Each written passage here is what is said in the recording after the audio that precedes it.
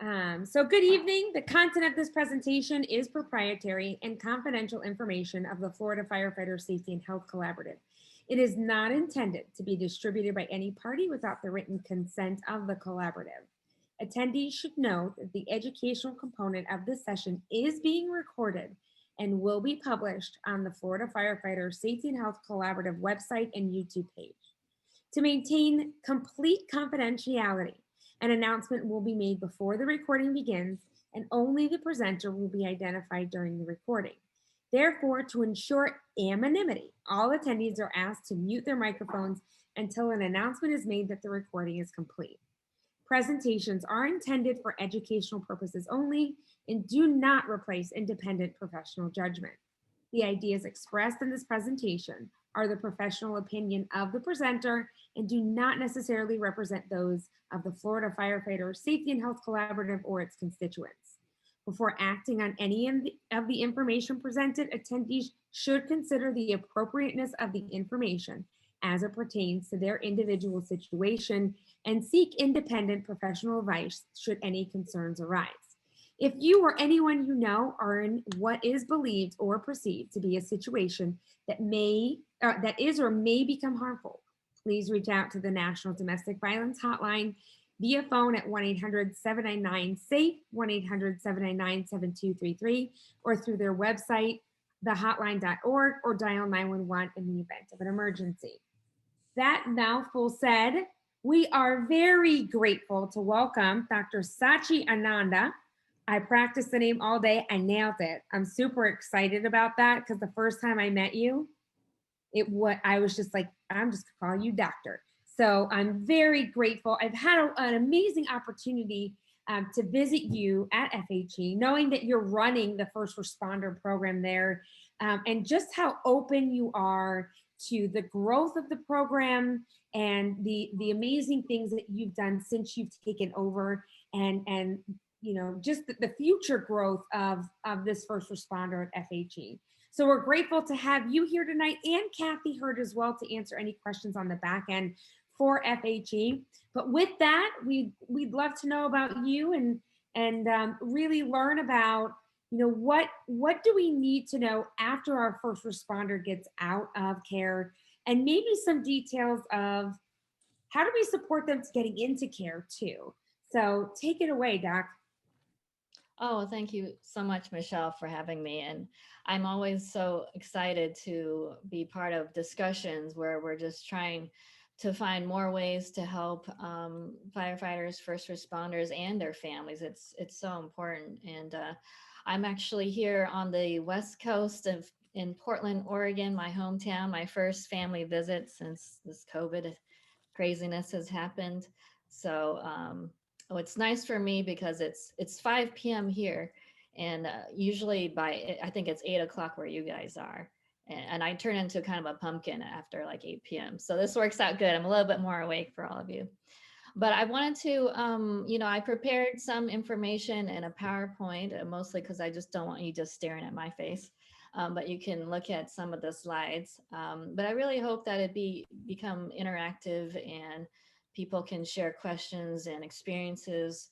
And I think this could be really, really a great topic for many people and families. So just launch right in. I'm going to show my screen here.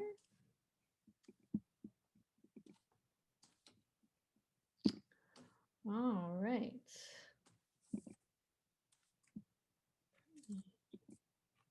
Here we go.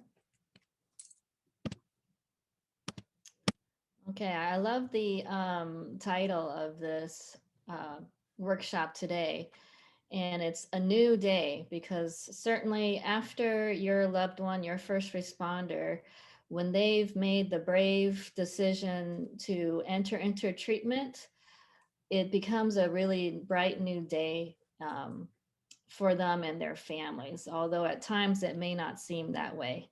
It can be really daunting and sometimes scary to get help and to also change. So I think this is hopefully really valuable for people to start to think about what kind of things do you want to prepare for after your first responder enters into treatment. So just a little bit about me. I'm the program director of Shatterproof for first responders at FEG Health. So the program was developed about, I think, 6 years ago, and has really grown to luckily be able to help a lot of first responders from across the nation with PTSD and also substance abuse problems. So we're both primary mental health, but also we do substance use disorders. And what we really, I think, do really good at is creating a really strong community of first responders who are working on healing themselves. And many of them have gone on to continue their support with each other and Shatterproof alumni groups and gatherings. Um, Also, I love talking about relationships. I have my doctorate in clinical sexology, which is all about how people relate to each other in intimate relationships.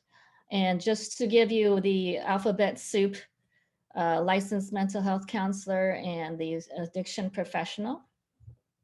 Myself, I grew up in a military family, so I feel very close to first responder issues. My father was in the Vietnamese Navy during the Vietnam War and helped the Americans. Um, and I feel a lot of gratitude and want to give back to the military that had helped me come and live in this country. And my brother actually became a U.S. Marine and served in the Persian Gulf War. So I feel really blessed that I've got this position to direct the program for Shatterproof.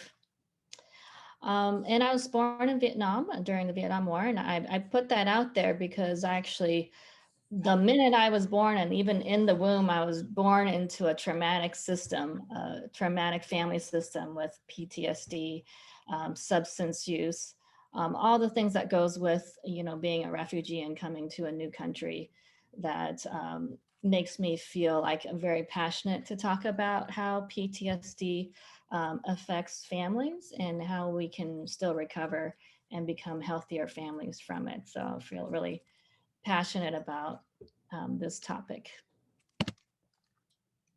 Okay, some of the things I hope that you will gain from this presentation is I think it's important that we really understand the journey about how a first responder actually gets help.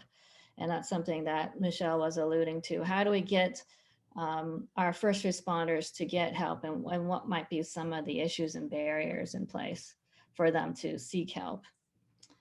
And then knowing that, understanding, we can work on creating a supportive environment for our first responders after treatment. And then really, ultimately, the goal is not just having to help the first responder, but how do we develop strategies for a healthy first responder family? So when I say family, that can mean anything that you call family. It doesn't have to be blood related. It oftentimes is, but it can be your department, your team, your community, your friend. It can just mean so many things. So I want to make sure we use that term family to be very inclusive of anybody who has an affiliation or a connection to a first responder.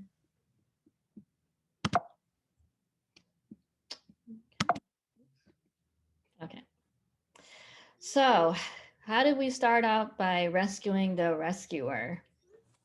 So, by the time a first responder actually gets to treatment, there probably most likely has been a lot of long term denial of the issues, the symptoms of PTSD. So, some of those symptoms are, having flashbacks of traumatic events, being chronically having problems with sleeping, being excessively agitated, being hypervigilant and on guard. And so a lot of these symptoms uh, either existed and the family and the first responder never did anything about it, or wasn't able to do anything about it, or there was just denial that there were any of these symptoms really going on. And that's probably been happening for many years up until the time a first responder actually feels um, voluntarily, or if they were strongly recommended to enter into treatment. By that time, it probably has gotten pretty bad with their symptoms. Now, as we know with our firefighters, we love them because they're so strong in many ways. Going into fires where most people run from fires, they have to have a very strong ego and a strong sense of self to get them to be able to do this type of work daily. But that then becomes a barrier to getting treatment, because part of getting treatment means that you have to admit that you need help. And that is really difficult for first responders in particular, because it really hurts their pride and ego. They're used to being the one who rescues people. So for them to admit or ask to be rescued is extremely hard. So getting over that pride and ego is probably the biggest barrier I see when it in working at Shatterproof, is that being able to overcome that, and to be okay with getting help and accepting it rather than thinking that's a sign of weakness. With going into treatment, you pretty much have to give up a lot of your control, and you're allowing a frankly, complete strangers to manage your life for a good 2 weeks to 30 days or longer. So that's, of course, going to be very difficult to do. And a lot of times, when first responders come to treatment, it's not like you plan to come to treatment. I mean, there are some people who are able to say, okay, this is a good time in my life. Let's say I'm retired and I'm tired of my drinking. They can plan, okay, I'm going to go to treatment next week. But oftentimes it's not planned. It's oftentimes, unfortunately, some crisis happens that prompts them to have to get treatment, or it could be a legal issue, like for example, drinking under the getting a DUI, or it could be sadly if you lost a one of your members to suicide. Something might prompt you as a crisis point where you actually decide to come to treatment. And it's a real whirlwind sometimes when you get to treatment. You've dropped everything, you dropped your whole life, and maybe sometimes the same day, if not the same week, and you're suddenly in this new environment. So that can be really challenging.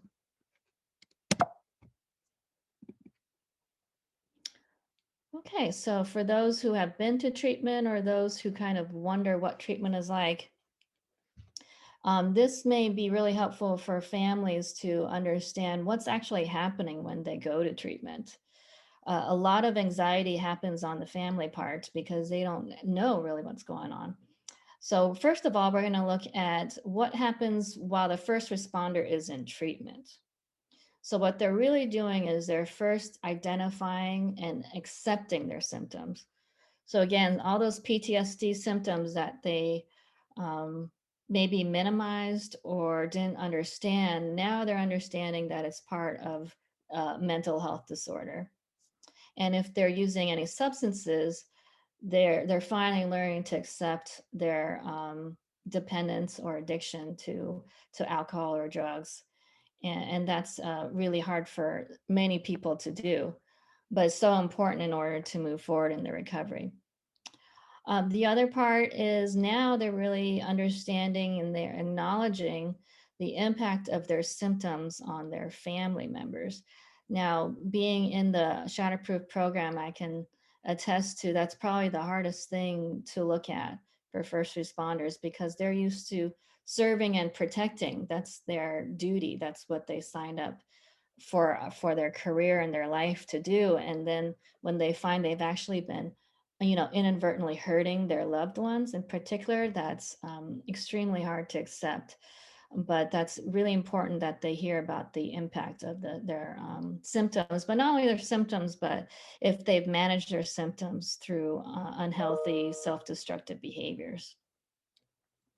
In treatment, they're learning to now, how do you manage your symptoms better, and how do you deal with it in healthy ways versus covering up with alcohol or avoiding or isolating yourself, developing new ways to manage your symptoms.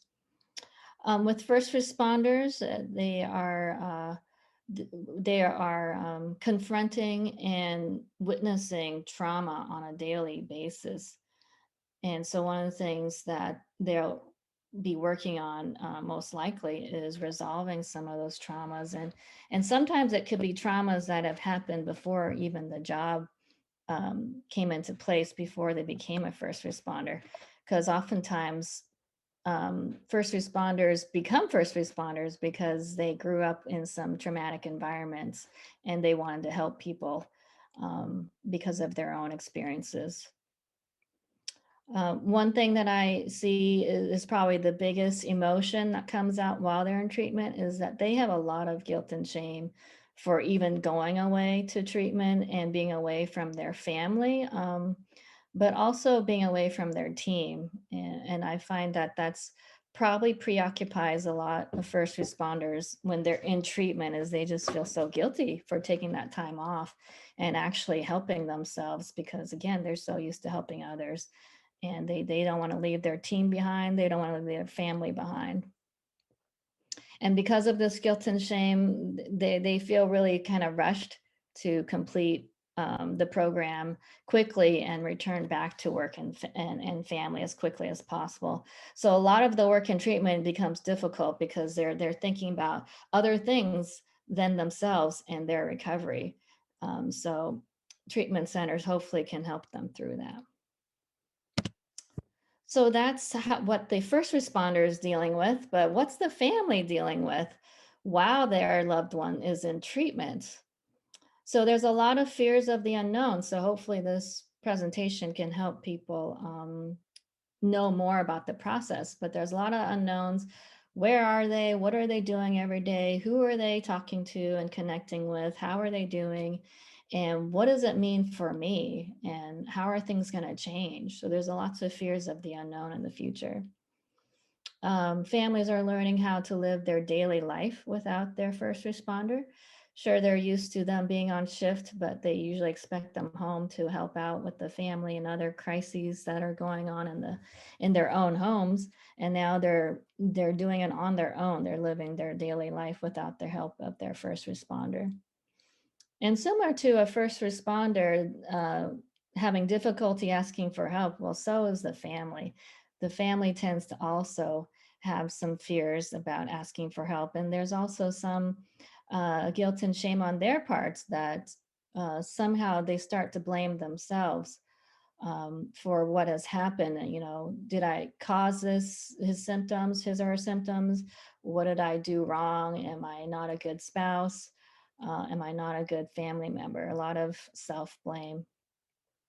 And now that the first responder is in treatment, and they've spent so much time focusing on that first responder and getting them help, now that they're getting help, now you have to actually face yourself and face your own stuff, emotional, mental issues that you've perhaps been ignoring or denying because you've been so preoccupied with helping your first responder.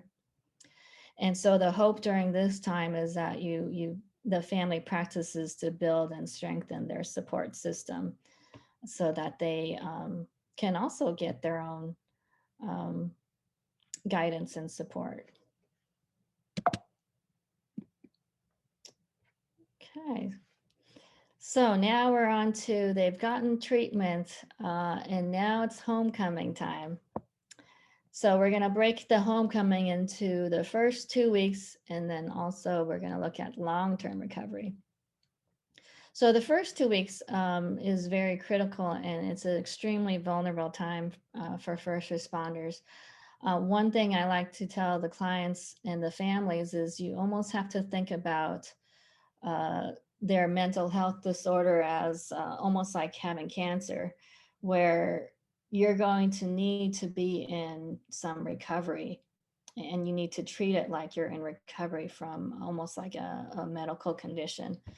And so the first 2 weeks, it's very important to discuss the expectations of the family and the first responder of the first 2 weeks. Like, hopefully, the expectation is if they're returning to work, that they go back to light duty first and they ease in with the transition period. And also with any of the housework or family issues, that as whatever can be put on hold um, is put on hold until there's more stability in the recovery. So it's very important to talk about discussing expectations of what they expect from each other. Creating a schedule of recovery activities for the first 2 weeks in particular, again, especially if a first responder's returning back to work, looking at how they can take time to recover is very important. And having any unstructured or idle time can be very dangerous for early recovery.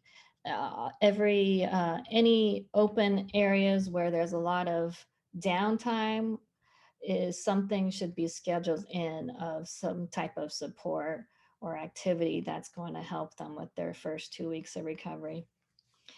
And you've been separated for how many days in inpatient treatment. Now you want to set aside time just to reconnect with each other, and just doing something that's just very relaxing or enjoyable, some activity that's just about the bond, reconnecting with each other. And also, the first 2 weeks, very important to just the first responder gets right into their aftercare plan, which often includes some outpatient care. So that shouldn't be delayed. It should be already scheduled. But the first appointment should already be scheduled before they discharge. And any psychiatric or psychological appointments, medical doctors, things like that should be done within the first two weeks of leaving treatment. Okay, so after 2 weeks, say anywhere from 3 to 6 months onto a year to a couple of years, first responders should be going to support group meetings, whether it's AA or NA, or there's some, probably not as many, but there are some mental health support groups. There's also bottles and badges for first responders to support each other. Accountability, very important word and very important to focus on. So if if your first responder isn't following through with their aftercare and hasn't taken that recovery time in the first 2 weeks, it's important that there's a way to confront them about that. And hopefully that can be done with some family counseling. So I would say probably is a good time within the first month to 2 months that there's some family counseling so you can get some professional guidance on how to set boundaries with each other, how to communicate issues, and oops, and to really look at how to reduce stress. And that's going to be a key word and a key objective is to reduce the stress however you can in a first responder's life and in the family life. Okay, so now I thought I would just give some really basic 5 ways to help your first responder succeed in treatment. So the first thing is to not enable addiction or self-destructive behaviors. So enabling means minimizing the consequences of their negative behaviors. So if you are inadvertently doing that, it's important to look at that and to stop enabling any of those behaviors. It's important that you offer a non-judgmental ear And what I find in doing treatment with first responders, their biggest concern and why they haven't actually talked about their issues is there's a lot of fear of judgment, either from their department or from their families. Again, mainly about being weak for having these symptoms. So if you express to them and offer a non-judgmental ear, that can be really important and helpful to them. If there have been some substance abuse and dependence and addiction, it's important to look for and healthy, sober activities. Now, there may not be many. A lot of first responders, when let's be honest, when they kick back and relax, they tend to do. There's a lot of drinking and self-destructive behaviors involved, and so if that's an activity that's not been healthy, then you have to create some new activities. And it might be that you create a healthy new bowling night or healthy new spa day or something that doesn't involve drinking or other, again, some self destructive behaviors. Being honest, extremely important. Being honest with how you're seeing your loved one, your first responder, in particular, if they are not following through or you're worried about their symptoms returning. It's important that you communicate that to them and practice that open communication. And finally, being a positive role model. So, this is probably, it sounds like an easy one, but it's probably the hardest one to do. So if you expect your loved one to practice healthy behaviors, you're going to have to be the one to do that. So if you are having some unhealthy things in your life, whether you're not able to manage your stress, you're not communicating well, you're getting really upset and angry at many smaller things, then that's where for you to get your self-help and therapy for yourself so that you can become a positive role model on how to live a healthier life. Okay, and so finally, I just wanted to share some resources with everyone. Actually, on our website, feghealth.com/connect, there's a really good family guidebook that was developed by one of our family therapists.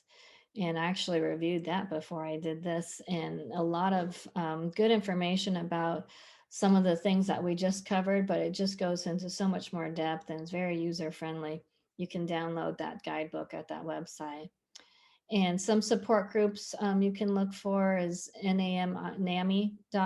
That's the National Alliance Mental Health website. And Al-Anon is for families who have loved ones in addiction or recovery.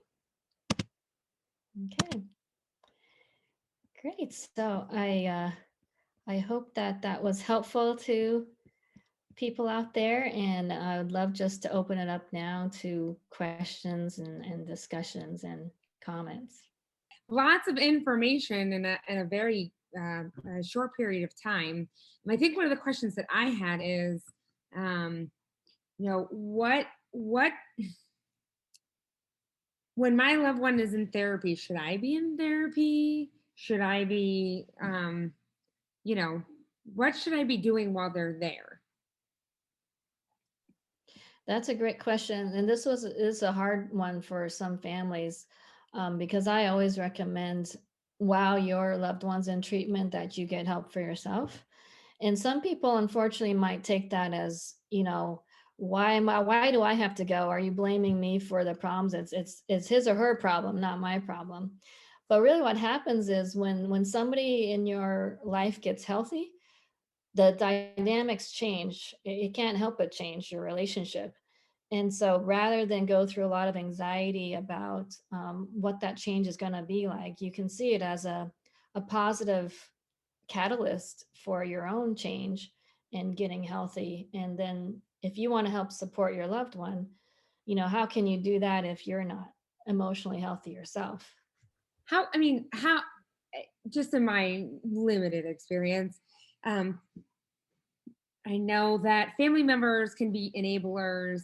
And more so, they, as someone who lived with someone who had PTSD, I took on a lot of his symptomology, right? Social isolation and all kinds of things.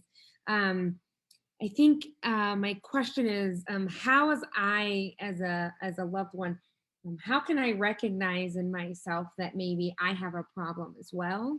Um, and so that it's a whole family thing and not just he's the problem kind of thing. Do you know what I'm saying? Yeah, that's an excellent question. Um, I think that the best way I can think of that is when you are focusing so much on the other person, what I like to do is ask that family, and how does that affect you? The more questions I turn back to them, the more they start to, well, I feel really stressed all the time. I can't sleep. I'm not taking care of myself. So the more that, hopefully the therapist in the treatment program turns that back onto you, like, how are you doing? And it does take work and it is hard. And maybe there's some others who would want to chime in on that. That's a really great question.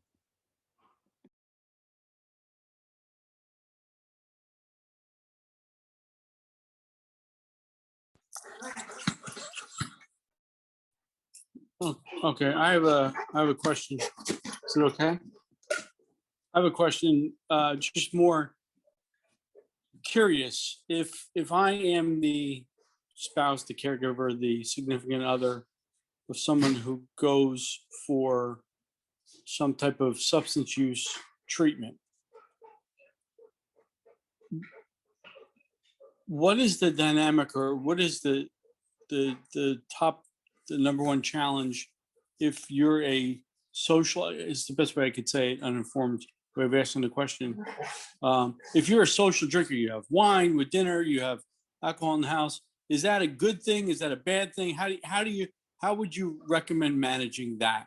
Because I would imagine that if I had a loved one that went for treatment and they came back, that I would feel very guilty about doing what I would normally do in front of and around that person. What you said before about limiting the social part with the firefighters and the friends, that's kind of the easy part, I guess. But where you live, it can be very, very challenging, I would imagine. What are your thoughts on that? That's a great comment and question, Michael. What I do recommend for families is, in the spirit of sobriety and recovery, I do recommend a sober home. And that's hard for a lot of first responders who go and get clean. They don't want their families and friends to have to change for them, so that they have a very hard time accepting that that's something they should also be asking for. But if alcohol is not a problem, and you can take it or leave it, in my opinion, and I put my background on there on purpose. As far as my addiction background, I was trained in addiction, so I see things through an addiction lens, and I just don't see any real benefit for drinking and substances. If you can support your loved one by being sober too, I think that's just an amazing sign of support. And it's just, they're so vulnerable when they're in their homes. How do you recommend then, given that every non-sanctioned fire department event happens around a watering hole of some sort, how do you recommend then we go about creating supportive environments in that realm, knowing that complete sobriety is probably not going to be the adopted model? Maybe as a friend or as someone's officer, or, as their care board partner, like, what do you recommend that we can do to support someone and still have them involved without having everybody else, you know, it's that fear and shame that everyone's going to point at me and say, well, we all have to be sober tonight because I'm the one who's, how do you recommend maybe then that fire department family creates supportive environments?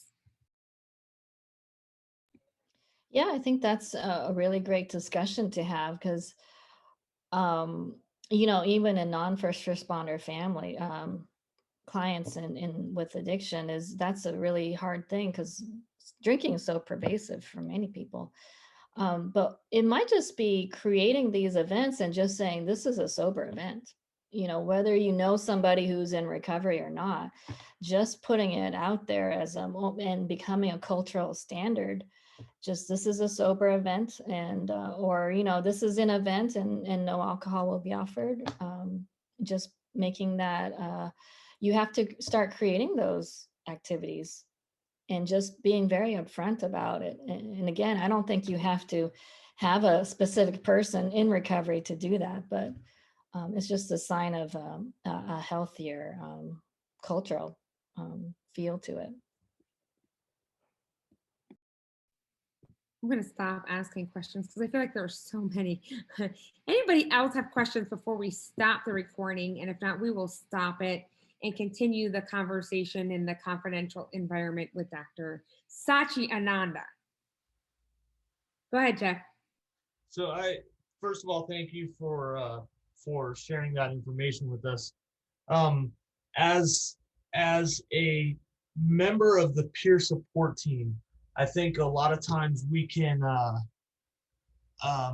there's a fine line between what our boundaries are with the family and what our boundaries are with that member as we offer support. Again, the fixers don't necessarily, we become the fixers too. So just a couple questions. Do you guys typically, when somebody goes into an inpatient facility, is there typically a step down plan that comes with it? So when we want to, as the peer supporters, want to inform our department of what this process is going to look like, is there a basic roadmap that is typically followed by somebody who's going into this? So do they go into an inpatient and then into an IOP and then into maybe one of the underlying causes and conditions before they even think about going back onto shift? Is that a typical roadmap so that we can start developing timeframes? So, you're going to go to an inpatient facility for 30 days, roughly, but that's not the end of it. Then there's an intensive outpatient, and then there is a follow-up care. Is that a typical situation that you found? And like Michelle said, I have 1,000 questions as well, so we could be on here all night. But yeah, that was my first one. I think that's so great that you're trying to get more details because peer support teams are really instrumental in helping first responders get to treatment. They're likely the only ones they're going to trust as their peers. But I would say, it's probably typical, like if it's for a substance use disorder, then it's detox and then the inpatient. And that seems to be about a 30-day plan. Now with the next step down, intensive outpatient, there's different choices. So pre-COVID, we actually, for example, our program, we had a intensive outpatient where you could live at home and commute back and forth. That was a really nice transition because you're going from inpatient and you're not going suddenly to 24/7 care to like no care. That would be an ideal process, is that they're doing that step down process. Now, some people did return to work, with the firefighter schedule, they could because they do, the 2 days and then days off. And that seemed fine too. I do really like the light duty if possible, if they are going to do their aftercare while they're working, so that they don't get too stressed out. And it actually seems to help them go back to work because if they go back to work, they can see what's coming up for them, and so that they can have that professional help to get them through it too. So I would say I call it plan A, is you do that full continuum of the detox, inpatient, and then an intensive outpatient. Probably if you're stable enough, you can go back to work. And then over time, maybe IOP for a couple of months would be then just doing individual therapy, which would be once or twice a week with just an hour session with a therapist. So that would be, I would call like plan A. Can an IOP include family therapy? Yeah, and for example, our program, we do include family. I think that would be really an ideal time actually for family therapy. Some IOPs may not offer it per se, so you would want to get an outside practitioner who could do family therapy. That would be a good time to do that because the inpatient, they're still so raw there and still going through a lot of their own stuff to actually work through their relationship stuff. That seems like more of an intensive outpatient level. When a member is going through that step down plan and they're getting ready to leave the inpatient, how much say how how often is it that you guys are going to do the legwork and find that IOP for them? Do they typically, is this something that if we as the peer team have found places that we would recommend or anything like that, how often does that happen? Or do you guys say this is going to be your best fit and we're going to send you there? Well, we definitely want to have that place and already put into place before they discharge. So we definitely would want to. Um, we usually do find the places, and we're doing our best. Some local and in different parts of the country, we actually already know of programs that we have been working with, and sort of vetted already. Um, but we still need to build upon that. So oftentimes, if we don't have a recommendation in mind, then we will look for the peer support team or just calling different places that's covered through their insurance. But I would say it's a real kind of a team effort. Some family already know of places too, and we love it if they do their legwork too, because especially like I said, if you're in an area that we don't know very well, we want it to be a place that the first responder is going to actually like and connect with, because as I was saying, there's a lot of trust issues. So if you put them in a place where, let's say you send them to a place that's for IOP where people are mandated by courts to attend, they're just really not going to want to go and they won't go. And I don't blame them for not wanting to go. So the more that we all work together on finding those places and start to create more of a resource list of all these different areas of places that we would recommend for aftercare, I think that'd be really good. Without monopolizing all the time. How soon before that person is discharged are you going to know a pretty rough date of when they're going to be discharged in follow up so that I can be quiet now, even though I've got 100 more questions? Follow up to that is, while those people are in rehab, what type of preparation do you think should be done by either the support that they have at home, whether that be the department, the peer team, the spouses? What type of preparation do you think should be getting done while they're in that rehab? Okay. Actually, we believe in discharge planning from day one. So we start with collecting a lot of information. Like, we first want to know, talk to the department. How much time can they take off? And we work closely with departments in that way. But we also want to know, what's the family and the client expecting? There's a lot of extenuating circumstances. Sometimes they can't take a full 30 days off, but we want to at least know what they're intending or can do or expecting to do from families and, like I said, departments and everything. Everybody's involved in that decision. And as far as like the aftercare plan itself, we want to know at least a week to 10 days of the actual final discharge date. We're going to project the average length, And then if all goes as it should and it goes well, we'll stay on target with that. And then within a week or 10 days, we're going to start giving the actual final discharge date and set up the aftercare plan. So by and large, I think things seem to go as planned.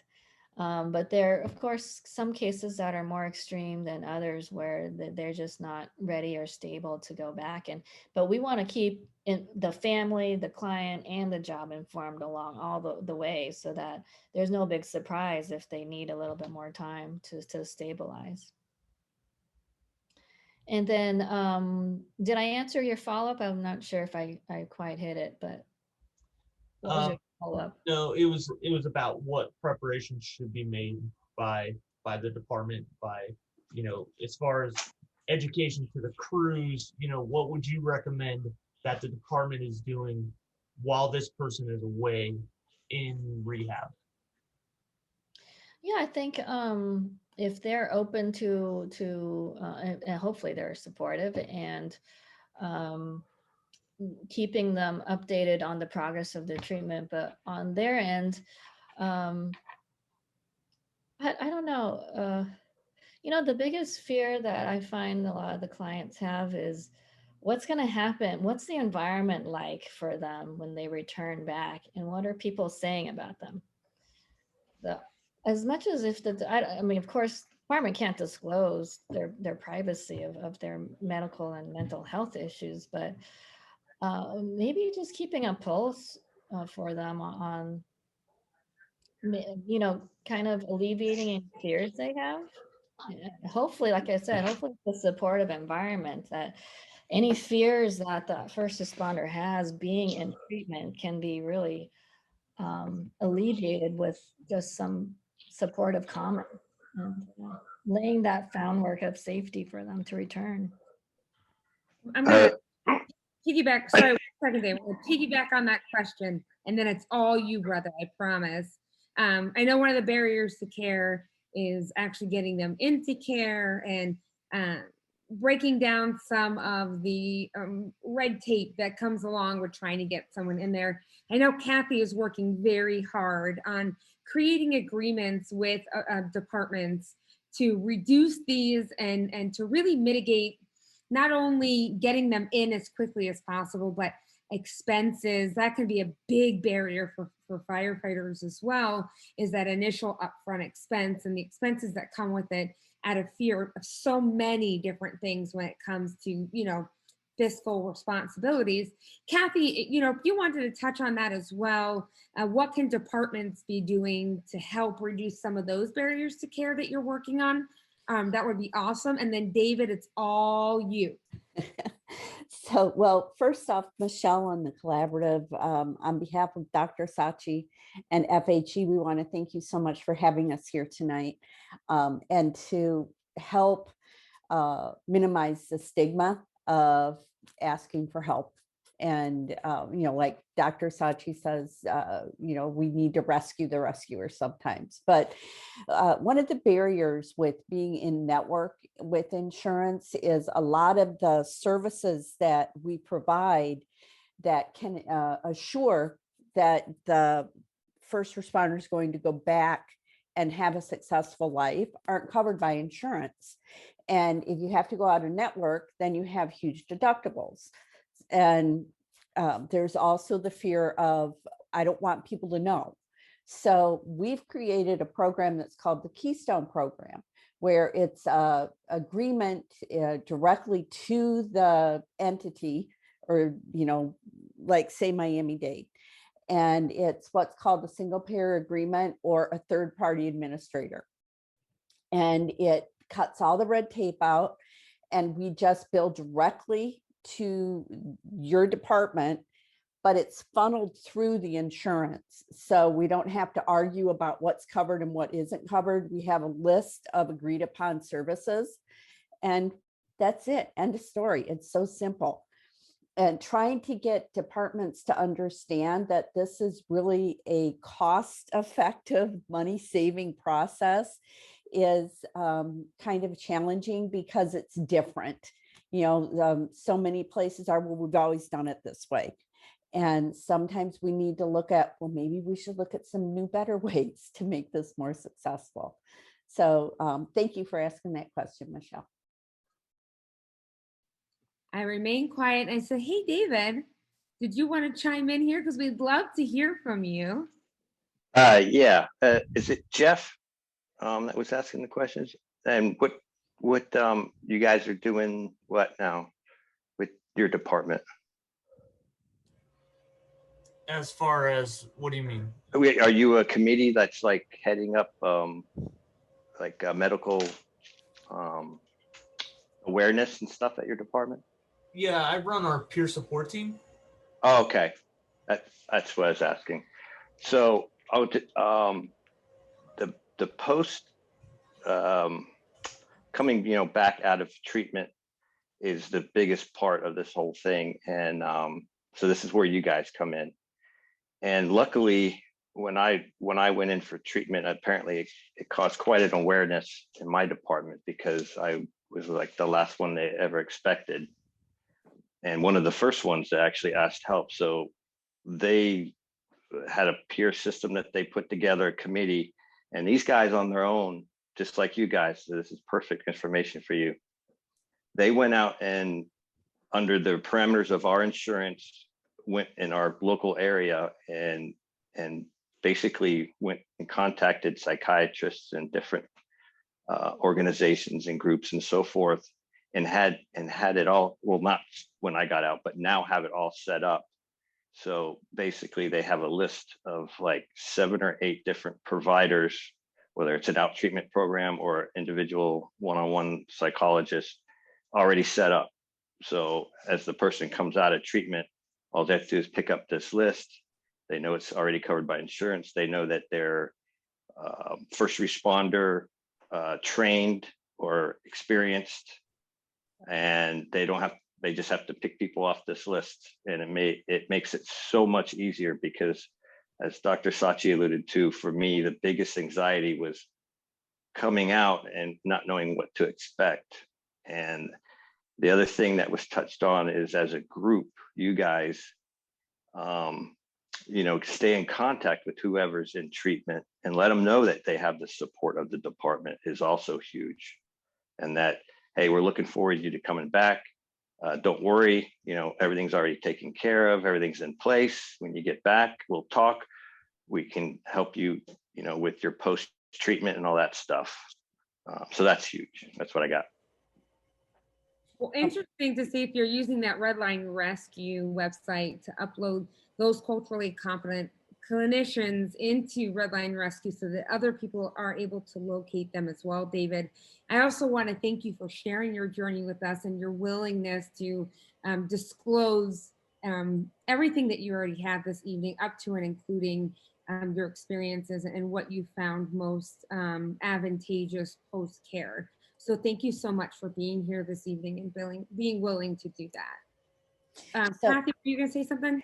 Yeah, I wanted to just touch on real quick, because this is kind of along the lines of what David was talking about, Michelle, about the mentorship program that the collaborative and UCF and FHE are working on. And it's going to be kind of a peer-to-peer for anyone who's seeking behavioral health.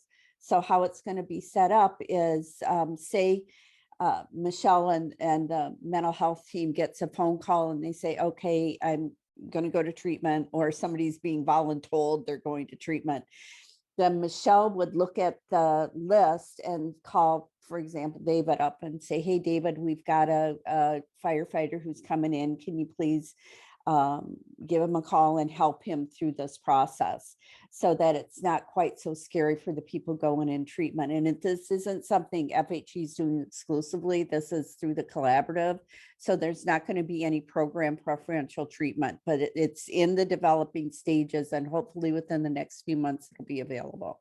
Yeah, really excited about that. You know, the collaborative having an opportunity. FHE is more than willing to open their doors to anybody that wants to see what their program is about and you know who fits into their program. So we went to do a site visit, Diana, myself, and a couple of our members, and what we know specifically locally in this area, right? Because FHE is local here on the southeast coast, is that there's a large number who people who stabilize and then sign themselves out AMA and don't complete the process. So how do we not only get them through the beginning stages and get them to complete the program, especially that first day?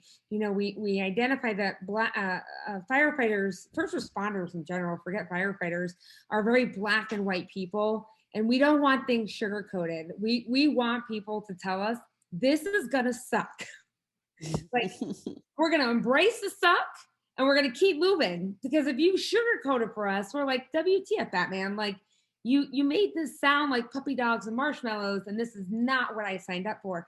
So in building out that peer support and getting you through that, especially that first week, and then continuing to support you through the duration of your through your treatment at FHE, to optimize, you know, the best care that you can get, is something that we're very excited to be working on, because FHE does offer an amazing and unique first responder program, you know, at their facility. So Right, yeah, but that's Michelle, this isn't going to be just for FHE. This is going to be like across the board, where we're not going to, like, one of the things we want to avoid is, oh, you have to go to FHE. We want them to go wherever they need to go to get help.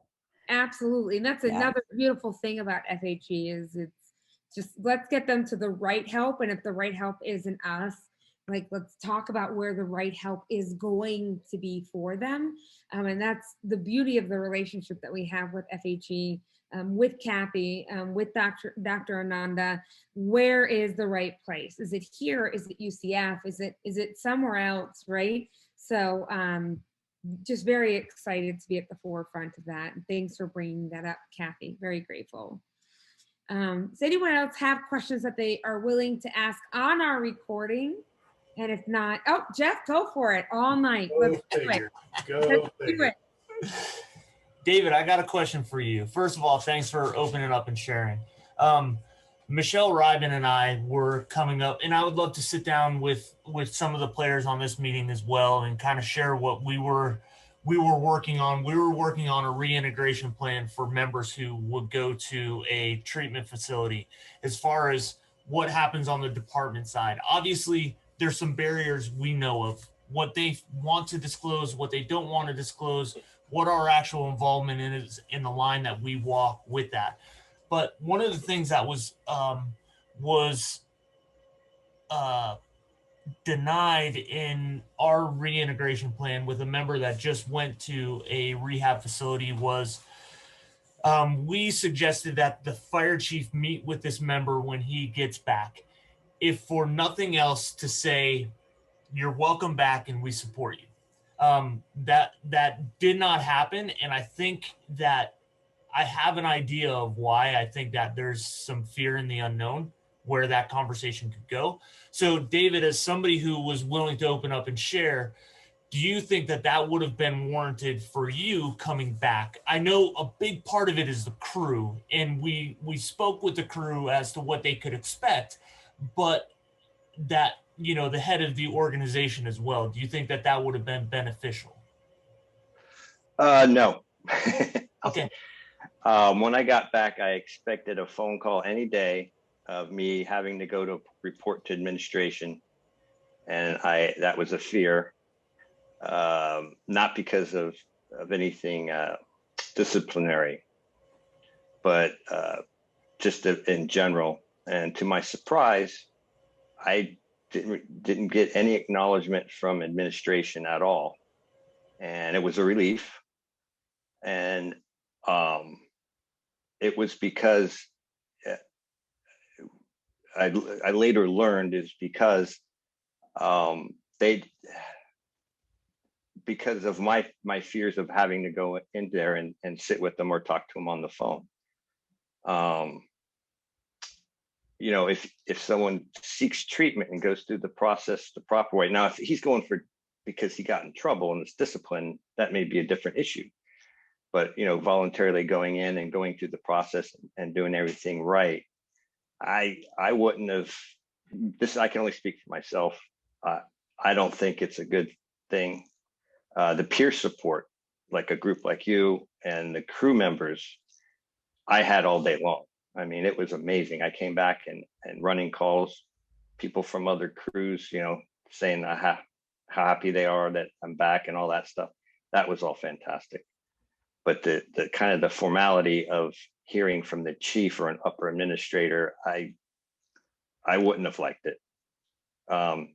Maybe a simple email from the chief saying, "Hey, glad you're back. Let me know if you need anything." Possibly something very, you know, like that. But yeah, I mean, I can, like I said, speak for myself. No, I appreciate that, and Yeah. I think knowing that how uncomfortable you would have been, I don't think that you're alone in that. And I think even an email would be a great start for a fire chief. Hey, just want to know that you have our support and we're rooting for you, something along those lines. But maybe a face-to-face would be too uncomfortable. So I appreciate that feedback. This is an area too that I think leadership is just so ignorant in how to handle reintegrating and talking about among themselves and the team. So I think that's a great effort that you did, Jeff. And that each case is individual. I think, you know, because it might be one firefighter that'd be really important for them to get that phone call. And that's where the communication comes in. But really, guys, leadership training, I just can't stress enough, whatever you can do to get one upper ranking officer in your corner to try to educate is going to be so helpful to you in your fight to ensure that there's help for everybody. I also want to say that Jeff is remiss in not saying that he is one of our, you know, directors, board members, whatever it is for the collaborative. And so all of these amazing, delicious ideas that he has, he does not keep to themselves, and you can find his contact information on the collaborative's website. He is more than happy to answer those emails whenever he gets to them, and he does it with the warmth and openness and a smile that it has really created an incredible thing statewide. Now, I see his buddy next to him shaking his head, and that's cool. That's cool. You all can figure that out later. But from where I sit down here, Jeff is an amazing, awesome person who's willing to collaborate and help with as many people as he can. And a lot of the work he does is found on the collaborative's website as well. So, you know, grateful for that. I had a question, getting back to families. What do you suggest maybe for adolescents who have been living with their first responder that has, you know, PTSD or substance use, right? There are secondary, like I did, that secondary traumatic, you know, not traumatic, but the, you know, where you start taking on the individual symptomology. I am losing speed in case you can't tell. But what do you recommend for adolescents, right? As adults, we often know places to go. What do we do to support our adolescents that has a parent that is going through maybe an inpatient treatment?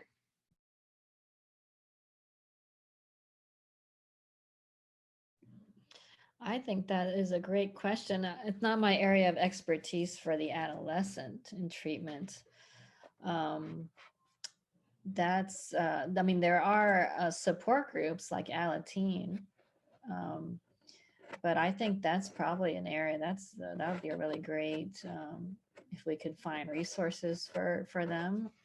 I don't know, does anybody have some? NAMI, National Alliance of Mental Illness, they have resources available for support for teens.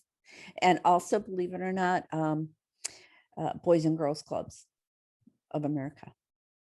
Kathy is a wealth of knowledge. She's only 25, but That's she has right. plenty of experience under her belt, but she is a very dynamic and definitely one of the go-to people who's willing to share anything, even if it is not an FHE offered program. She is just well-connected, well-versed, and very, very kind, and just willing to help everybody. So we're grateful for that very much. But just with on the adolescent front, I always recommend, just like first responders like it, just tell it like it is. I really think kids do too. I think that they know a lot more of what's going on than a lot of their parents think. And I don't think they're too young to know that mommy or daddy or whoever, auntie, uncle, needs to go get help because they're feeling depressed or they're drinking too much. I think that opening that communication is just huge for them, because like they know stuff's going on, you know. Absolutely. Thank you so much. Definitely got some of Kathy's resources here on tape. So we'll add those to our Rolodex on our website and continue to build out those resources for our adolescents. So any other questions while we're recording? If not, I'll say next month we have a unique speaker. He's written a book. He lives with the diagnosis of, I believe it's complex PTSD. And he will actually be speaking firsthand experience on how it affected his family in the delay of treatment, and how much his family has grown since he has sought treatment for his PTSD. And I also want to stress that in September, we are doing an entire month of suicide prevention. There's 5 Thursdays in September 2021. 4 of them will have guest speakers on suicidology. Dr. Rosick from UCF, who was phenomenal last year. We have an adolescent suicidologist that is coming on as well. We have Jeremy Hurd from the Collaborative speaking from the theological perspective. And then we have another unique speaker coming on as well. One Thursday we're missing, because when it's run by a Jew, you take off for a holiday. And so one Thursday we will all be embracing Yom Kippur. I will be fasting, and then we'll be back at it the following week. So any more questions before I turn off oh, and don't forget, our family face meetings have started the 2nd Thursday of every month. We are talking with families and or first responders that are currently going through the diagnosis of cancer, and as well as first responders and families that have either successfully beat it or lost a loved one to cancer. Really starting to answer the questions. Where are my resources? Where are the doctors? What are my my benefits? And creating a support group of people that have an understanding of what we're going through at home as we are working through the unfortunate or diagnoses of cancer that plague the fire service. So that will be next week, and it was pretty great last month. So okay, with that, I'm going to stop the recording and continue the conversation in our confidential space. Dr. Sachi Ananda, I'm going to say it again, and this time I have in my Invisalign and I still nailed it. So I'm grateful for that. I'm so grateful for your willingness, openness, everything that you're doing for first responders at FHE. Thank you so, so much. Kathy, you as well. We're grateful that you were here. And to everybody else, thanks for listening, and we'll see you next month. And I'm going to stop the recording.